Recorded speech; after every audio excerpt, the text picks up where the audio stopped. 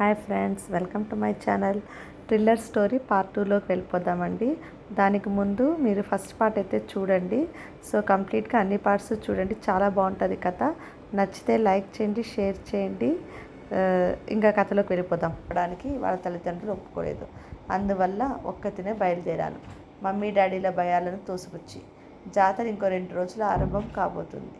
బ్యాగ్లోంచి Betty Mahmoody autobiography not without my డాటర్ని తీసి చదవనారంభించాను. అమెరికాలో పనిచేస్తున్న ఓ ఇరానియన్ డాక్టర్ని ప్రేమించి పెళ్ళాడి అష్టకష్టాలకు గురైంది అమెరికన్ యువతి బెట్టీ.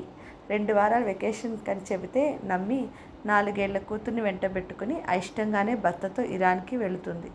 ఆ దేశపు సంస్కృతి, ఆచార వ్యవహారాలు, స్త్రీలను బానిసలుగా ట్రీట్ చేసే విధానం, అపరిశుభ్రత వాతావరణం, అనాగరికపు అలవాట్లు, అమెరికన్ల పట్ల ఆ దేశపు ప్రజలకు గల ద్వేషం వగైరాలు జుగుప్సను, భయాన్ని కలిగిస్తాయి ఆమెకు.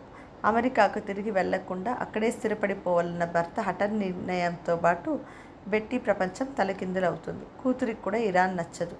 తల్లి కూతుర్లు ఎప్పుడు అమెరికాకు తిరిగి వెళ్ళిపోదామని అరులు చాచుతూ ఉంటారు. క్యాన్సర్ వ్యాధితో బాధపడుతున్న బెట్టీ తండ్రి చావు బతుకుల్లో ఉంటాడు. ఎట్టి పరిస్థితుల్లోనూ తాము అమెరికాకు తిరిగి వెళ్లే ప్రసక్తి లేదంటాడు భర్త. ఎదురు తిరిగిన భార్యను ఒంటరిగా బంధించి చిత్రవద చేస్తాడు. ఫార్సీ మీడియంలో చదువు నేర్పే లోకల్ స్కూల్ వాతావరణం నచ్చక వెళ్ళనని మారాం చేసే చిన్నారిని కూడా హింసిస్తాడు. కూతుర్ని తల్లి నుండి వేరు చేయడానికి ప్రయత్నిస్తాడు. ఎలాగైనా కూతురుతో ఆ దేశం నుండి తప్పించుకుని అమెరికాకి పారిపోవాలని విశ్వ ప్రయత్నాలు చేస్తుంది బెట్టీ. కూతుర్ని విడిచి తాను తప్పించుకోగల అవకాశం ఉన్నా కూతురు లేకుండా తాను తిరిగి వెళ్ళనని భీష్మించుకుంటుంది.